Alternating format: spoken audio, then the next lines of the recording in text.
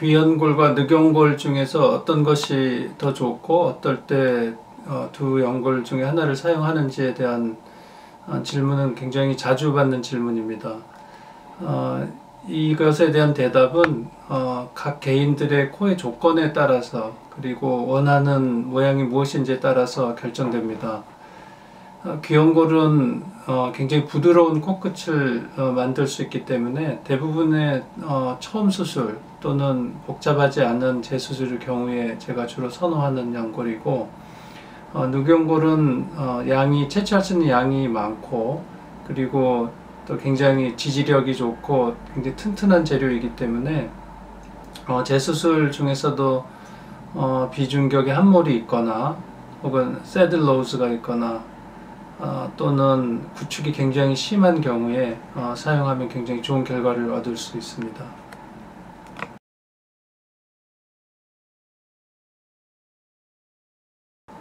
콧대를 높이기 위한 재료 중에 가장 많이 사용되는 것이 실리콘 보형물이죠. 실리콘 보형물은 수술이 비교적 간단하고 모양이 자연스럽고 그리고 굴곡이 없는 좋은 자연스러운 결과를 얻을 수 있기 때문입니다.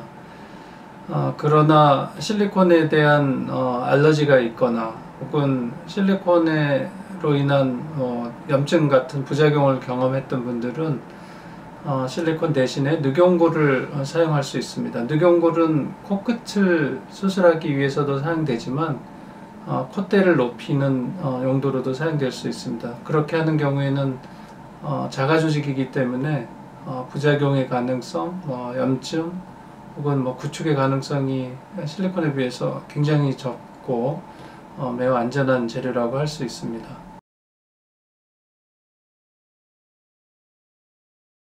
실리콘으로 코를 수술한 후에 10년마다 혹은 15년마다 이렇게 교체해야 되는지 이런 질문을 자주 받게 되고 많은 사람들이 궁금해합니다. 그러나 실리콘은 자동차 부품처럼 주기적으로 교체해야 되는 것은 아닙니다. 염증이나 혹은 실리콘과 관련된 부작용이 있지 않으면 평생 교체할 필요 없습니다.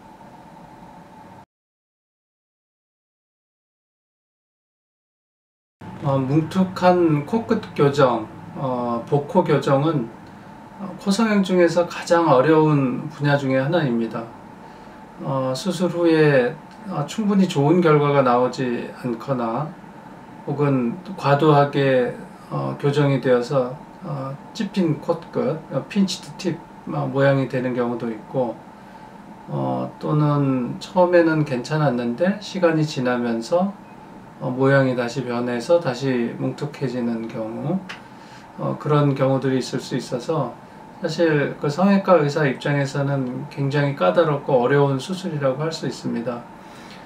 저는 개인적으로 뭉툭한 코끝의 교정에서 가장 중요한 것은 충분히 볼륨 감소가 있어야 되고, 그렇지만 결과가 자연스러워서 찝힌 코가 되지 않아야 되고 시간이 지나면서 다시 뭉툭해지지 않아야 된다고 생각하고, 이것에 관한 좋은 경험과 노하우를 가지고 있습니다. 충분히 볼륨 감소를 하기 위해서는 단순히 연골을 모아주는 것만으로 끝나서는 안 되고, 코끝 피부 속에 아래에 들어있는 연부 조직을 충분히 제거하는 과정이 필요합니다.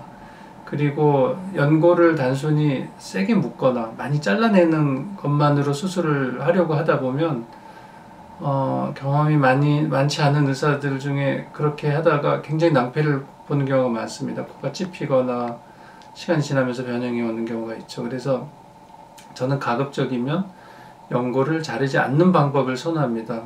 있어야 할 구조를 충분히 보존하는 게 중요하고, 다만 그 위치를 재배치하고 또 모양을 좀 수정해주는 방법으로 그렇게 잘 수술을 하면 코끝의 모양을 튼튼하게 유지해서 나중에 뒤늦게 오는 변형을 방지하면서도 좋은 결과를 얻을 수 있습니다. 그리고 피부가 이제 두터운 경우에는 사실 피부 자체는 얇게 하는 방법은 없기 때문에 자가 연골을 이용해서 코끝의 높이를 충분히 높여줌으로써 피부가 잘 늘어나서 두터운 느낌을 없애게 하는 그러한 방법들. 그래서 이런 모든 방법들을 잘 조합하는 것이 좋은 결과를 얻을 수 있는 저만의 노하우입니다.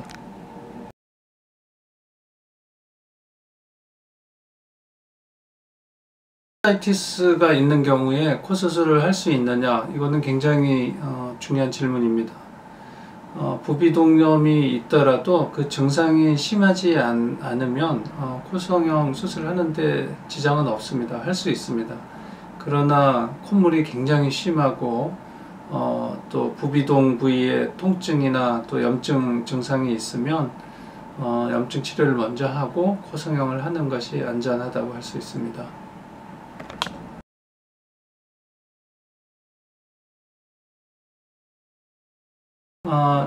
당신이 이제 아시아인이라면 코 성형은 당연히 아시아인 코 성형을 주로 하는 성형외과 의사에게 가는 게 맞습니다. 왜냐하면 서양인들의 코 수술과 동양인의 코 수술은 근본적으로 다릅니다. 아시아인들은 낮은 코를 높이고 짧은 코를 늘리고 뭉퉁한 코를 줄이는 이러한 수술인 반면 서양인들의 코 수술은 높은 코를 낮추고 긴 코를 줄이는 그러한 수술이 주로 되기 때문에 서양인의 코 수술을 주로 하는 의사라면 동양인의 코는 굉장히 어려운 코 수술이고 경험이 거의 없기 때문에 사실 좋은 결과를 기대하기는 어렵다고 볼 수도 있습니다. 그러나 아시아인 코 성형을 주로 다루는 의사들은 그런 어려운 코 수술의 노하우도와 경험이 많기 때문에 좋은 결과를 얻을 수 있고, 또 뿐만 아니라 아시아인 코 성형은 서양인 코 성형의 많은 부분을 또 포함하고 있습니다. 그래서 에이시안 라이노플라스티를 주로 다루는 의사들은 그 코케이션 라이노플라스티를 하는데 전혀 어려움이 없고, 오히려 그 기술 테크닉이 굉장히 높기 때문에 오히려 서양인 코에서도 더 좋은 결과를 보여줄 수 있죠.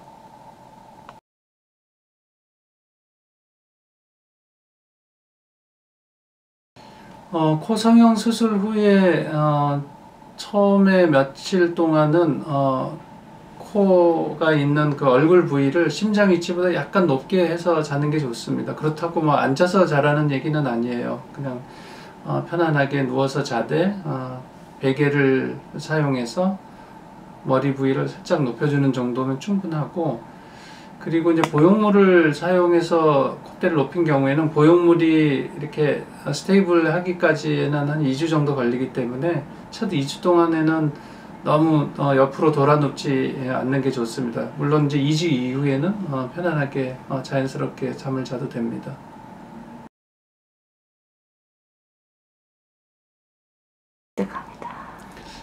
코 성형에 관해서 일반인들이 가지고 있는 흔한 오해들이 몇 가지인데, 그 중에 좀 흔한 거 2가지 정도 말씀드리면, 첫 번째는 코 성형 후에 언젠가는 재수술하게 된다.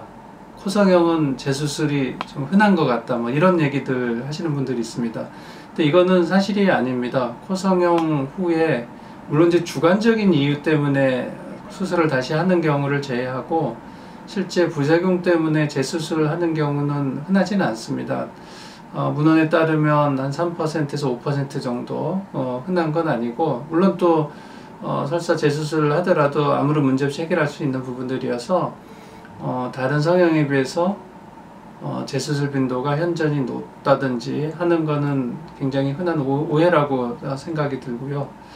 두 번째는 코 수술 후에 코의 기능이 나빠진다든지 그런 문제들이 생길 수 있다라고 생각하는 분들이 있는데, 물론 코 수술을 잘못하게 되면 그럴 수 있겠죠. 그러나 미용 목적의 코 수술 후에 기능적으로 문제되는 경우는 굉장히 드문 일이고, 오히려 코 성형을, 저 같은 경우는 코 성형을 할 때 기능적인 부분도 평가를 합니다. 그래서 비중격 만곡증이 있다든지 또 밸브에 문제가 있다든지 비염이 있다든지 하는 경우에는 그런 기능적인 부분에 대한 수술도 같이 하기 때문에 오히려 코 성형 후에 기능적인 부분이 해결되는 그런 이중 효과도 얻을 수 있습니다.